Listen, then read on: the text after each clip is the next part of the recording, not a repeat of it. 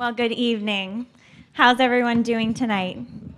It's such a beautiful room to be together, celebrating such a beautiful, beautiful cause. I mean, what more beautiful cause than the cause for the life of the little child, of the littlest child, and the cause for the mother, and the cause for the family, but the cause for the most defenseless one among us. So I'm just so grateful to Lori and to the board of directors at South Austin Pregnancy Resource Center for having me, and excited to share with you just some of the things going on in our country. Some of them not so positive, some of them very, very dark and challenging. Some of the things that I've seen personally, and our organization has seen behind the doors of abortion clinics across our country. But not just this darkness in order to expose a great abuse, a great evil, but also this beautiful cause that we're fighting for, which is the cause of life. Really no better cause we could be fighting for. But a few years ago, I was giving a speech, a pro-life talk, of course, at a church in Los Angeles. Now, I'm from good old California, and I was born and raised there, and I went to UCLA. Any Bruins in the room? Former Bruins? Possibly? No? Are you all, what do you call yourselves, Aggies over here? All right.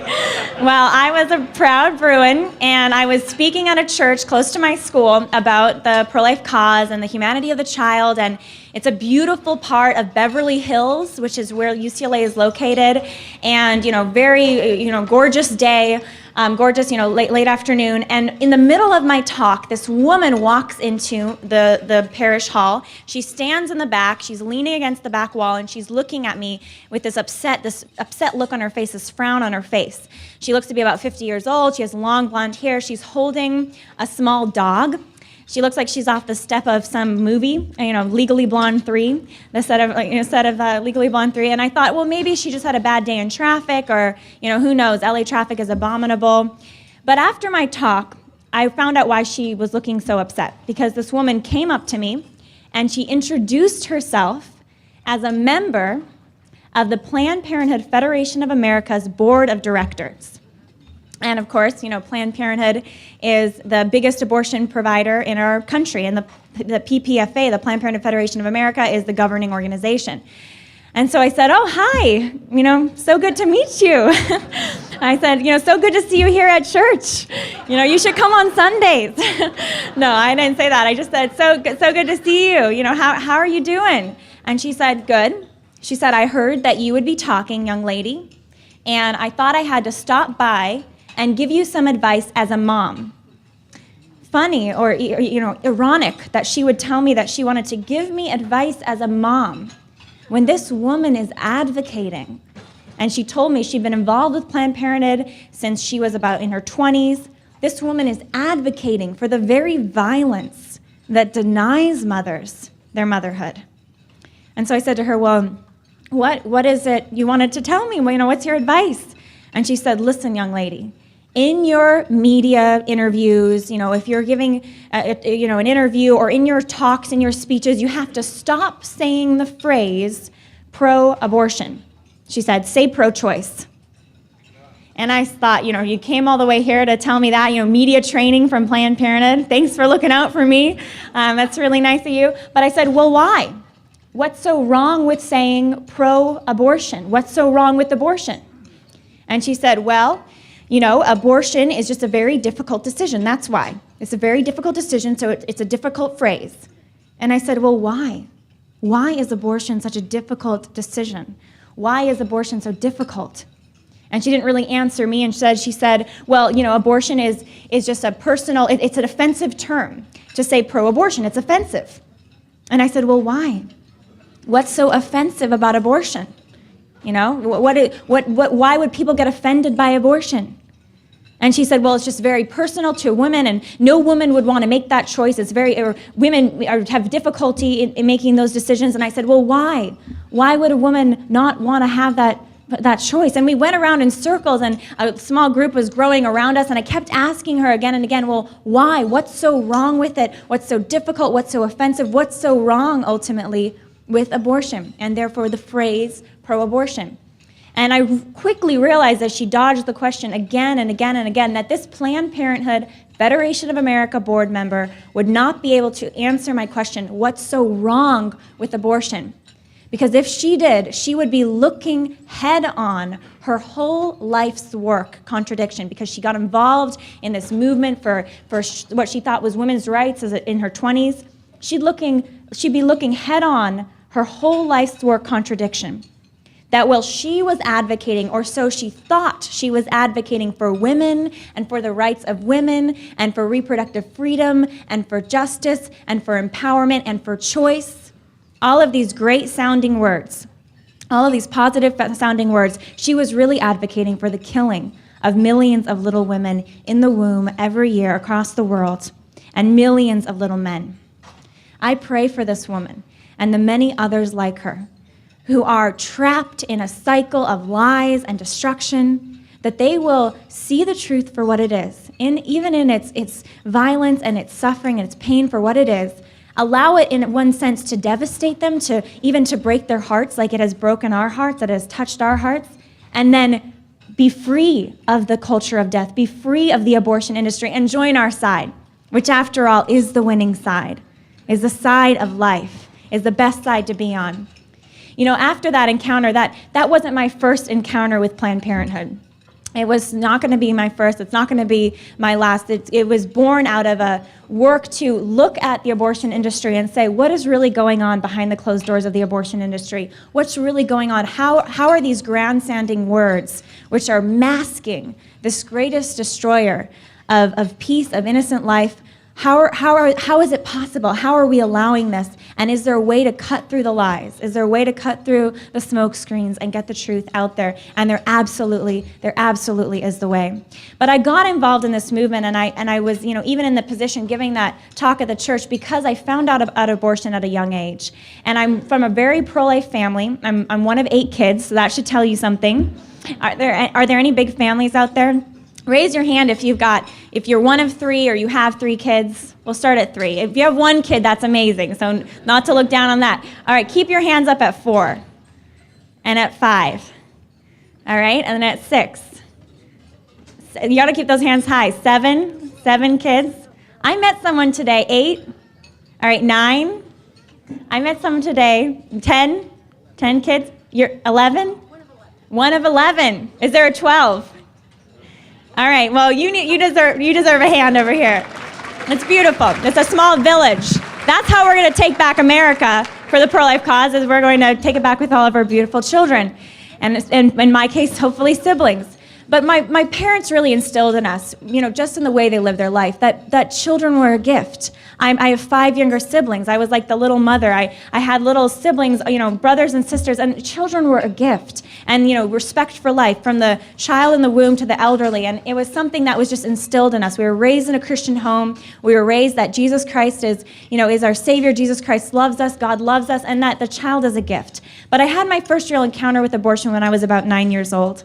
And it was, I'd heard about this. I didn't really know what it was. I knew abortion was something bad. It was whispered maybe at the dinner table in conjunction with, Bill or Hillary Clinton, kind of like a bad word or something. Hope I'm not offending anybody. I know this is Texas, so I'm pretty safe. But I was just, I heard these words. I didn't really know what they meant. I didn't really have a tangible idea of what it was. But when I was 9, I came across this book in my family's living room called A Handbook on Abortion by Dr. and Mrs. Wilkie. And some of you may have seen this book, and it looked like a very old book to me. There's a very serious-looking woman on the front. I pull it out. I'm 9 years old. I'm very curious. And I remember thinking, maybe this book is from, this is a history book. This is from the 1980s. This looks like, from quite a while ago. I mean, not too far along, I guess, ago, but for me, it was ancient history. So I pulled it out, and it fell to the center where there are these images. And in shock and horror, I closed the book, and I pushed it away. I didn't want to keep looking at what I was looking at. And then gathering up a bit of 9-year-old courage, I bring the book back, and I open it up, and I look again. And what I was looking at as a 9-year-old girl in my parents' living room was the image of a child. And this child was maybe 10 weeks old in the first trimester, with newly forming little arms, and newly forming little legs, and a newly forming little face that had been the victim of an abortion, that violence had been done. The arm was torn off, the translucent skin. And I looked at this image, and my heart was cut. And I thought, is this real? Is this really happening? And then with the innocence of a 9-year-old, how could anybody do this to a baby? And I went and I found my mom in the kitchen and I showed it to her and I said, is this real? Is this really happening? And she closed the book and she said, yes, and that's abortion. After seeing that image, I wanted to learn more. How is this happening? I learned that there's over 3,000 of these abortions happening every day in our country, over 1 million every year. I learned that before I was even born, Supreme Court justices somehow made our U.S. Constitution, made this a constitutional right to abortion, somehow interpreted that. They vandalized our Constitution. And I learned that within 10 miles of my childhood home, where I grew up feeling so safe and so loved, and I was so safe and so loved, there was a Planned Parenthood abortion clinic open for business on Tuesdays, Thursdays, and Saturdays, killing 30 children a day, over 100 children, almost 100 children a week. And as I learned these things, I realized that even though I was safe, there are children out there that were not safe, that are not safe. And I began to wrestle with this and want to learn more and ask more questions. And as I got to be a little bit older, as many of us, as we get older, and as I continue to get older, I see this more and more, there are so many issues that we face. Human rights abuses, maybe in the United States, but internationally. There's a war going on, the horrible crisis that just happened in Boston, the one that happened in Texas last night.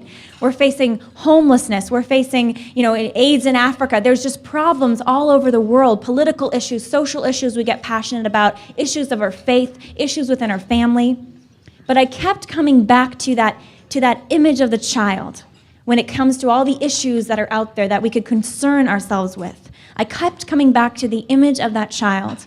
Because as Blessed Mother Teresa says, the little nun from Calcutta who changed the world with her love, she had very strong words to say whenever she had the opportunity to speak publicly about abortion.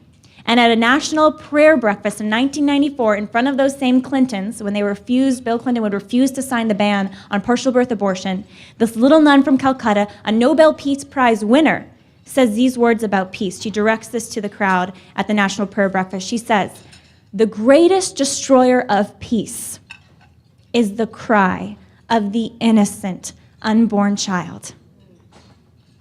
And then she goes on to say, "In a nation where a mother can kill her own child, what is left but for you and for I to kill one another?" Mother Teresa is telling us, in what she understood and what I came to see as a teenager, is that if we do not protect the child, and by extension the woman and the family, but if we do not protect that little weakest one, how do we expect to protect anyone else? And the greatest destroyer of peace, because peace is meant to start in the home, in the womb. That safest place is meant to be for the child, but instead we've made it a place like a war zone. And that's why I see abortion and what we're facing today as a human rights abuse of proportions we've never seen before in this country. Because we're killing the child when they are the weakest, the most defenseless. We're stripping them of their most fundamental right to life. And on the spiritual level, when we look at this as people of faith, people who care about morality, people who care about God, people who want to follow God, Jesus Christ tells us, "Whatever you do to the least of these, you do it unto me. And whatever you do not do to the least of these, you do not do it unto me." And so we have to ask ourselves, well, who are these least of these? Who are these least of these? And Jesus Christ talks often about the little one, letting the little one come unto me. It would be better to wrap a millstone around your neck and be thrown into the sea to have one of these little ones be led astray. He's talking about these little ones and these least of these. Who are the least of these around us? Perhaps that child, totally orphaned when scheduled for an abortion, or that woman who's scared, who says, what am I meant to do? What am I supposed to do in this tough situation? Who's being told by society that the choice for her is abortion. That, I believe, is the least of these. And that's why we're here tonight, to help the least of these, to do what we can, to sacrifice what we can, to acknowledge the priority of this. This isn't just another issue. This isn't just another cause, another ministry. I believe this is the burning cause of our day. And it deserves our attention, our prayer, our sacrifice, our time. It deserves everything that we can give, everything that we can give to it. Even just the saving of one life is worth it. And that's another teaching of Christ. That's Christ's love for us. One life is worth it. He gave his life even just for one of our lives. One life is worth it. After these things were kind of percolating in my head and my heart, I wanted to do something. I got involved by starting a pro-life group, Live Action, just as a youth education initiative, giving pro-life presentations at youth groups and trying to find a way to educate our peers. And then I went to UCLA. And I chose UCLA because I wanted to go to the most pro-life school I could find. That's a joke. There's over 40,000 people at UCLA, and it's one of the most non-pro-life schools you can find. And I decided when I got there, is there a way that I can reach the students, in a more direct way, because there's so many lies that were being told about abortion. The quote-unquote feminist movement has hijacked these words about empowerment and choice and freedom. Freedom is a gift that God gives us to love. But these words are being hijacked to cover up an abuse, an attack against the woman, an attack against the child. And I thought, is there a way to show that Planned Parenthood, the abortion industry leader, who is fighting for abortion, opening up abortion laws, making abortion legal, getting taxpayer funding of abortion, is there a way to expose some of these abuses? And Planned Parenthood, you don't mess with them without thinking twice. They're a billion-dollar organization. They do almost a third of abortions in this country. They're the biggest political proponent of abortion in D.C., lobbying every day for more money. They get over a half of their billion-dollar budget from, guess who? The taxpayers. But thankfully, thanks to your great state of Texas, you are going to be at least partly exempt from that, because Texas defunded Planned Parenthood over $50 million just a couple years ago. So those efforts are happening, but at the federal level, it is intense what's happening. And the war that's being waged with the fights against conscience and with Obamacare and how Planned Parenthood could become almost an institution for the government to project this ideology that ultimately the child is a threat instead of a gift. And that's why we have this abortion rate in our country and so much backing for it politically all over the country. As I was learning these things, it was inspiring me to find a way to expose it. And so I'm going to share a story and share a video with you in just a moment of one of my first undercover investigations.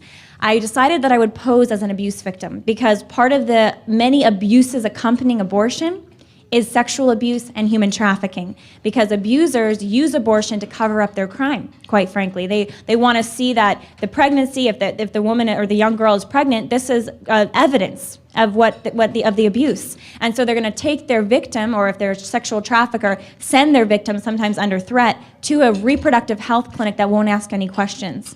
And even though Planned Parenthood is a mandated reporter for child sexual abuse, they have to report it immediately. They make it a policy not to. And I read some of these studies and anecdotal stories about this, court cases, but I knew that it wasn't being, put out in the media. I knew that people didn't really understand that this was huge, and it was happening every day at Planned Parenthood and in the abortion industry. So my first investigation was really to take a camcorder, put it in my purse, take a voice recorder, put it in my blouse, and pose as a 15-year-old going into a Planned Parenthood abortion clinic in Santa Monica, which is a beautiful part of Los Angeles. It goes right up to the ocean. There's shops and restaurants, and right above a coffee shop is a Planned Parenthood abortion clinic on 3rd Street Promenade, open for business. And so one sunny day after class, with a friend driving me, dropped me off kind of in a nearby alley, and I walked into the clinic, got up in the elevator, got off the elevator, and I'm standing here inside the abortion clinic. I'd never been inside an abortion clinic before. I had prayed outside of them, as some of you here may do that, or sidewalk council like the one here in Austin. I'd never been inside, so I was pretty nervous. My heart was beating very quickly. You can hear it on the voice recorder. It's like a backbeat, a soundtrack to the whole investigation. And so I get out the elevator, and I'm looking into this waiting room, and it's filled with women sitting there, some of them looking very unhappy, one woman looking like she's about to cry. There's a TV blaring.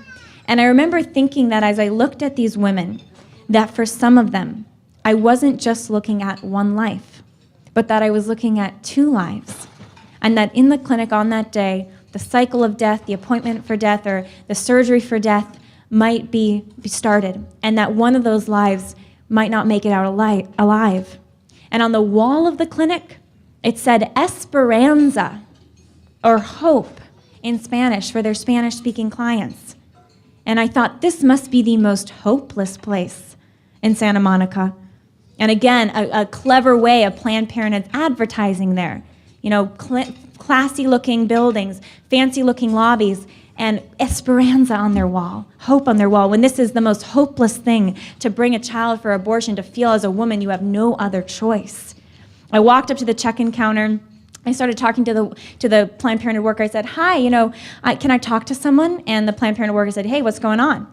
And I said, well, I'm 15, he's a lot older. And she quickly got the message that something was up, so she took me behind the check-in counter so that, the people in the waiting room wouldn't hear.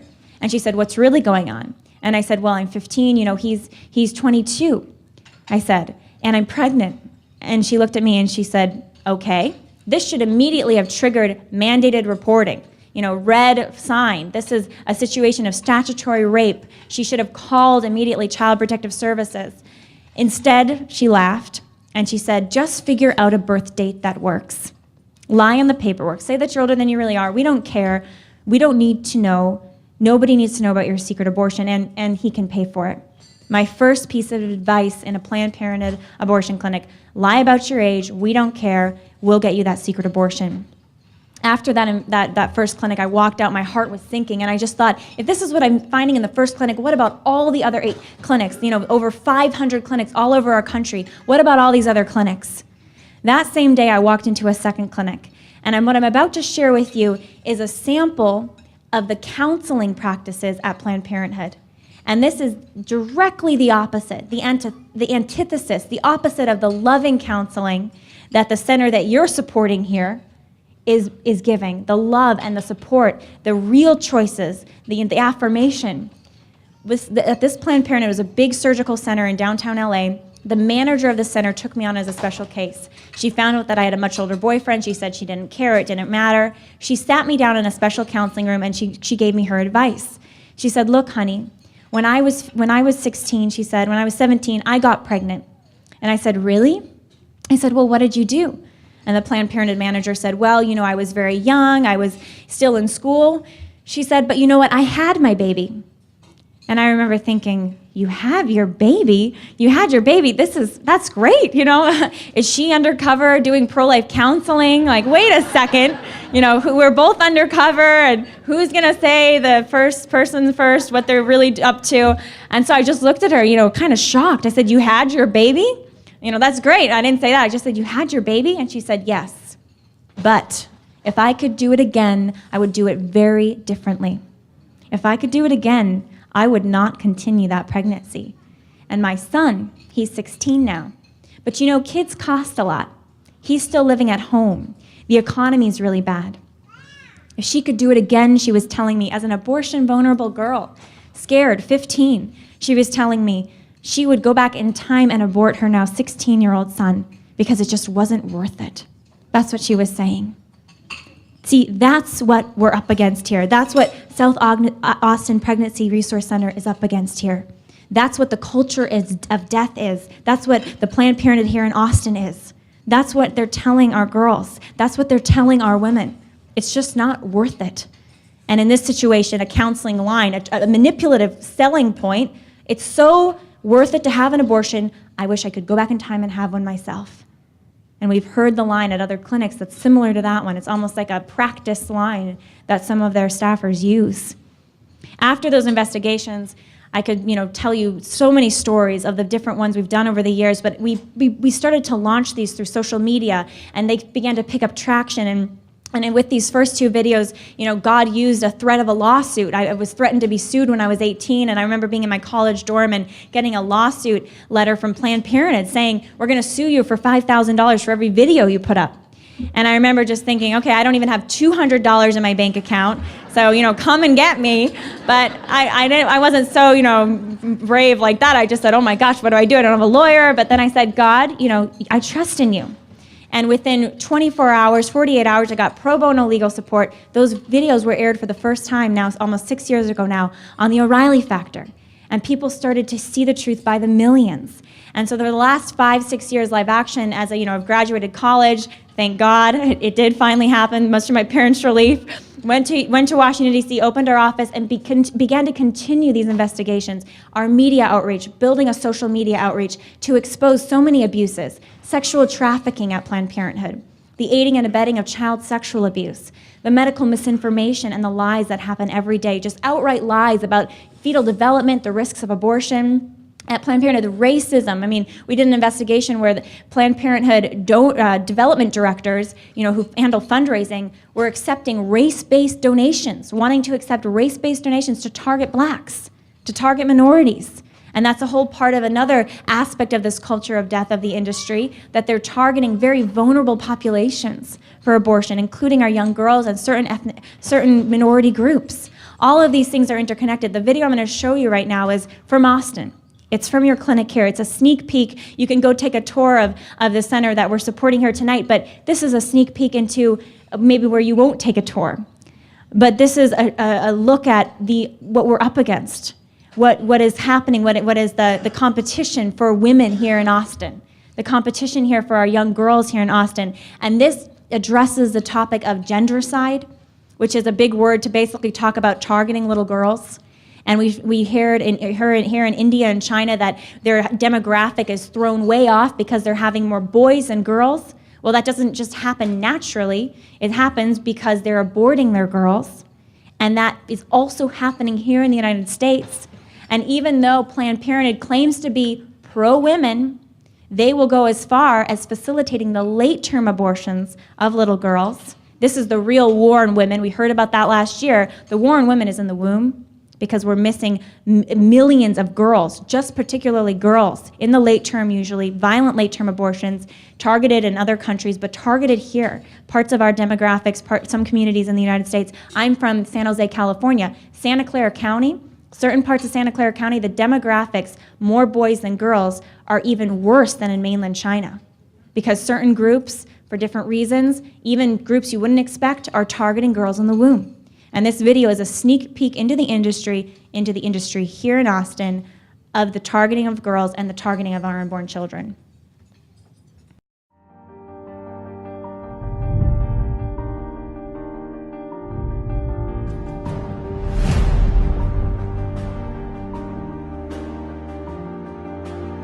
Over 100 million girls are missing today.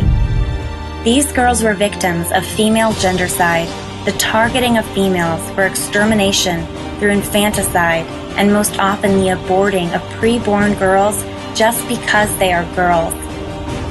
The Economist reports, the destruction is worst in China but has spread far beyond.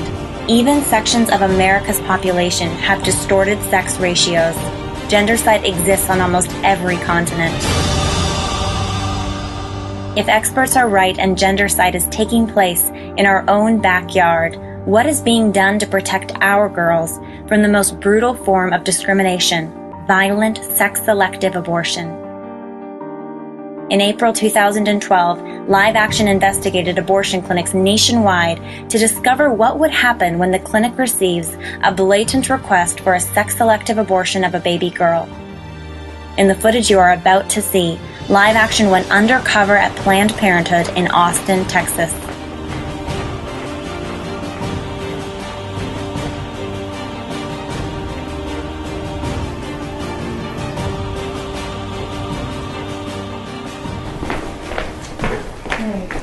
Have a seat here. Thanks. So, yes, you're pregnant. Okay, that's what I thought, yeah. And so, what are you leaning more towards? I see that you say that you want to terminate if it's a girl, so are you just wanting to continue the pregnancy in the meantime, or what? Yeah, I think that would be the plan.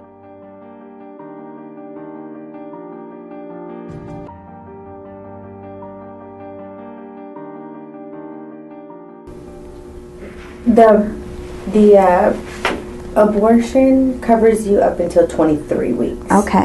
So it's a little over 5 months. Little. Okay. And usually at 5 months is usually when they detect, whether or not it's a boy or a girl. I see. So you would be like right Sometimes there. they can tell at 4.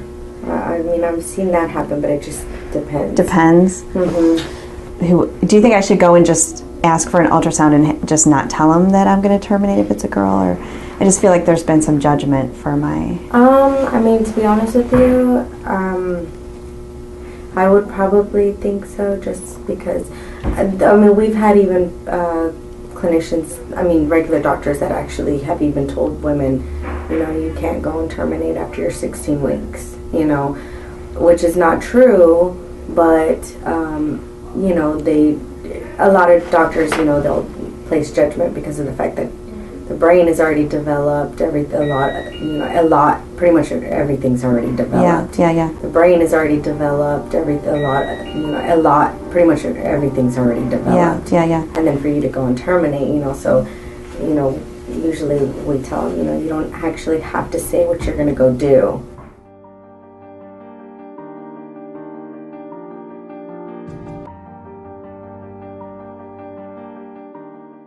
I have actually applied for Medicaid, got on Medicaid as if I was going to continue my pregnancy.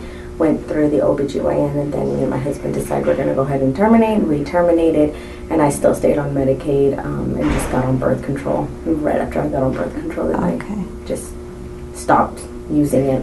Right. Didn't even want it anymore. And you use it anymore. Mm-hmm. So, so then I could, then we could probably, you're thinking like if we did that, we could probably get pregnant again soon after.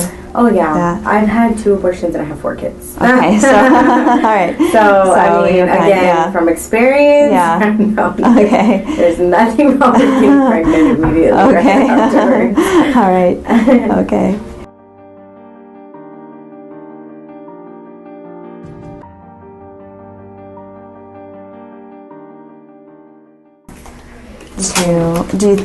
So these providers would be at least more open to me terminating.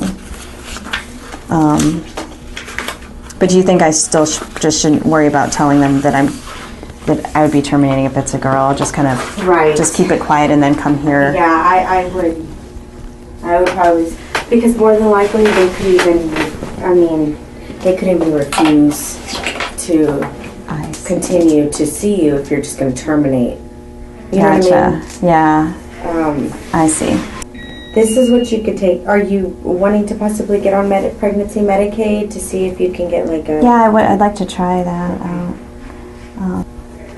So I'm going to give you this too as well. This is what you would take to the Medicaid office. This is basically just proof of pregnancy. Oh, good. Thank you. So then I'd want to try to schedule an ultrasound with an OB around then, and then I would still be able to come back here for a termination if it was a girl. Okay, all right. Yeah. Okay. And again, you know, if you go and see an OBGYN, you know, pretty soon, and you do an ultrasound to see exactly how far along you are, then you can really detect, okay, this is how far along I am, this is when I need to, you know. Yeah. This is when I need, when I'll know whether or not it's a boy or girl. Gotcha. So again, you'll be like 20 weeks. That's 5 months. Okay. So. Okay. Okay. That is really helpful. Thank you for understanding. You're welcome. I was worried that I would get judgment for terminating because of the gender, and you've been so. No. I'm just trying to, you know, help you as much as possible. So thank you. You know, some things you probably can't be too open because there are people out there that'll place judgment, you know. Yeah. And then whenever it does happen, it's like you could tell them one thing, but then they might even just think another. That's what matters is that, you know, you have your family. Yes, my boy and my girl. Exactly. Right. Exactly. Right, exactly. So just continue and try again. Okay, all right. So I will call you back, and I mean, obviously, if it's a girl, I'll call you back, and if not, then. And I'll give you let me give you our card too, just so you can have. Actually, I forgot the numbers right here. Oh, okay. That you call. Great. Okay. All right. Well, good luck. Thank you. And I hope that you do get your boy. Thank you. And I hope that you do get your boy. Thank you. And I hope that you do get your boy. To learn more about what you can do to protect our girls, join us at protectourgirls.com.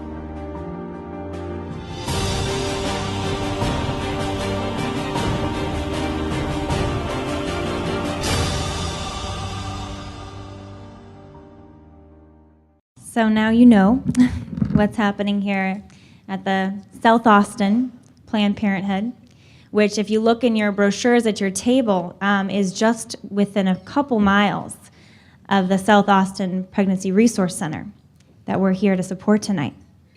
And this Planned Parenthood is very good at targeting carefully its clientele base, its potential clientele base. And they know, and Planned Parenthood knows how to attract women by setting up nice offices and making themselves look professional.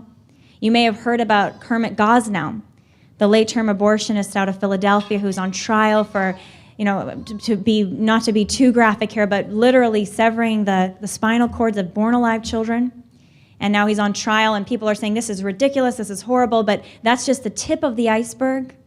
But a lot of these abortion crimes that are behind closed doors, the front of it can look very nice, can look great, but the inside is this horror that people don't even realize that's happening in our own communities, sometimes close to our own churches, our own schools.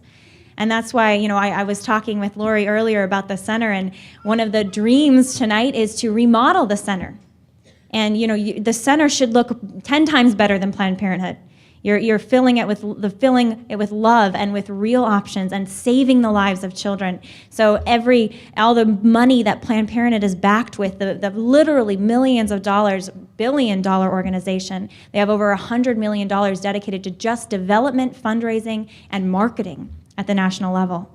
I mean, they are very slick at doing this, so it's all the more important that when we're working in our communities to rescue women, to rescue these children, that we employ the best strategies, and we have the best buildings and the best signs and the best outreach programs we can possibly have. Because we're literally in a fight for life or for death. We're literally in a life or death fight. I want to share one more story with you tonight, one more clinic story. And this was, another Planned Parenthood abortion clinic. I was undercover. I've retired since then, by the way, from undercover work. I used to go undercover, and then they put my photo up as a brunette.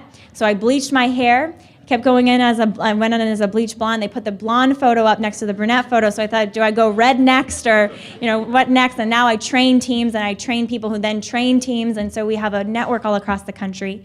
But at this clinic, I was posing as a 13-year-old with a 31-year-old boyfriend. I mean, dramatic age difference. Of course, they covered that up. But I was waiting for my abortion appointment.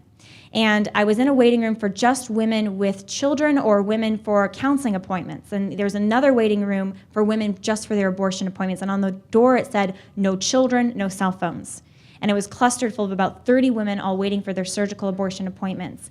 And I wasn't alone in the waiting room. 2 women walked in. They looked to be sisters. And they were in my waiting room because they had 2 beautiful little girls, maybe 5 and 7 years old, that they brought with them that day. And these little girls immediately went over to a pile of brightly colored toys that Planned Parenthood had in this special little side waiting room to keep the children away from most of the other women. And the women sat down. The little girls are playing with their toys, and I look over at one woman, and they look to be sisters. I look over at the one woman, and she looks like she's pregnant, maybe the 2nd trimester, and so I thought she must be here for abortion. And so even though I was there to do this investigation, I thought, is there something I can say to her to get her to leave? Because this baby is in danger. So I turned to her, and I said, what are you here for? And she said, abortion. And I said, well, why don't we both just get out of here and go with those people that were outside? Because there had been sidewalk counselors outside the clinic with arms open wide saying, we're here to help you. There's a pregnancy center down the road. We're here to help you. We're here to help you and your baby.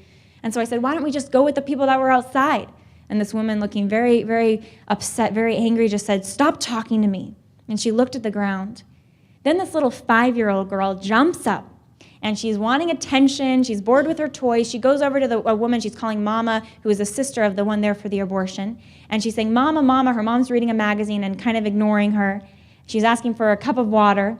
Then she goes over to the other woman who was looking at the ground, and she's calling her auntie. She's saying, Auntie, Auntie, and she's pulling on her aunt's pant like, Auntie, and her aunt's ignoring her too. She's looking at the ground looking so upset.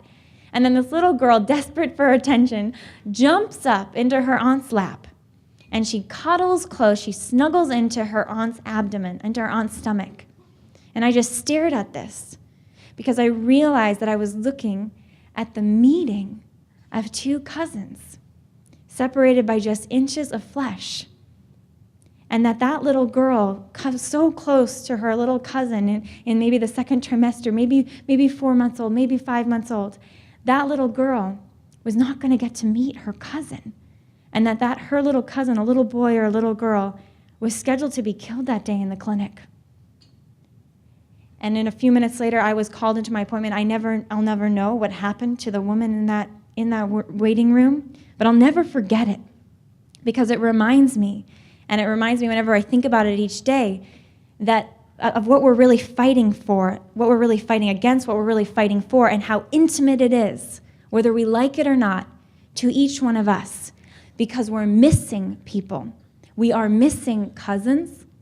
We are missing siblings, some of us. Some of us may be missing grandchildren or even children. And we know from the brave testimonies of women who've had abortions, who've spoken up and sought the healing they needed and spoken up about their decision. We know we're missing children, we're missing sons and daughters. We're missing people all over our country. I'm missing almost a third of my generation has been killed because of abortion, because of this great destroyer of peace. And sometimes this can weigh on me, on my team, on us, and it should weigh on us. Because there's such loss for love. God loved each one of these lives into existence, gave each one of these lives to the world as a precious gift for the love and the life, to bring life to the parents, to bring life to the family, to the church, to our families, to our nation.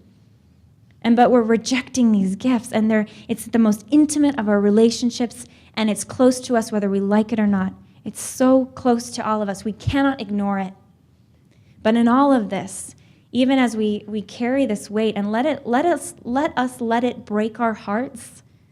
Let us let it convict us. Let us mourn it. But then let us say, okay, we're going to prioritize this. We're going to do something about this. Something can be done about this. And I believe on the bigger political scene, even though it's tough, things are happening. The defunding efforts here in Texas, the polling is saying people are more pro-life. These things at the larger level are really a reflection of what's happening right here in South Austin, at the smaller level, at the lower level, at the community level. Because people of faith, people who care, people who are willing to see the truth and stand up, are willing to do something about it, are willing to make your center here the best center it can be, so it can reach every woman who's in need. And so they can walk into the doors of the South Austin Pregnancy Resource Center here and be loved on, and be given the real choice of carrying that baby to term, maybe for an adoptive parent, maybe to find a way to raise it within the family, but giving that child a chance to reach out and to touch the world. And then also taking that message to our churches, to our schools, to our families, to our workplaces, and being unabashed in proclaiming that one life is worth it, that abortion is never worth it, never justified, and even one life is worth it. Even each of our lives and the life next to us is worth it. And after all, that's at the heart of our faith, isn't it? That's at the very heart of our faith. That's what God is asking of us. This is God's battle in the end. We're just part of his battle. His will be done. But what joy it is when we say to God, use me, let me be a part of your work here. Because we are cutting ourselves out of joy if we don't put ourselves into the fight, put ourselves into sacrifice, to pray, to work, to volunteer. We're cutting ourselves off from graces and blessings. Because God wants to use every person in this room, not just me, Live Action, Lori, the board. He wants to use every person in this room to build a culture of life instead of the culture of death, to reclaim this country. I know you guys in Texas can still always, secede from the nation. You reserve that right. But we got to save the country. And you still have abortion here in Texas.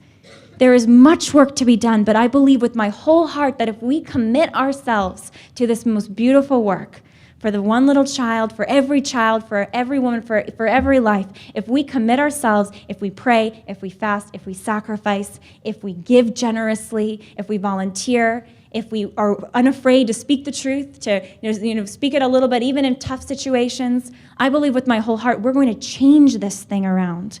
We're going to renew our country. God did not allow this nation to be founded for the culture of death, to be ravaged by abortion clinics, our children killed and brought to the mercy of abortion clinics. That's not where we were founded, and that's not how we're going to end. And I believe it starts here tonight.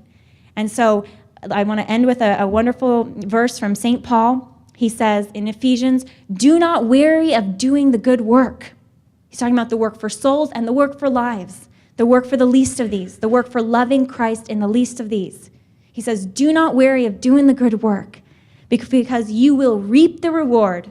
We will reap the reward, many rewards, many lives saved, many souls brought into heaven, if you do not give up. So let's never give up, and let's finish this work for life. Thank you so much for having me here this evening.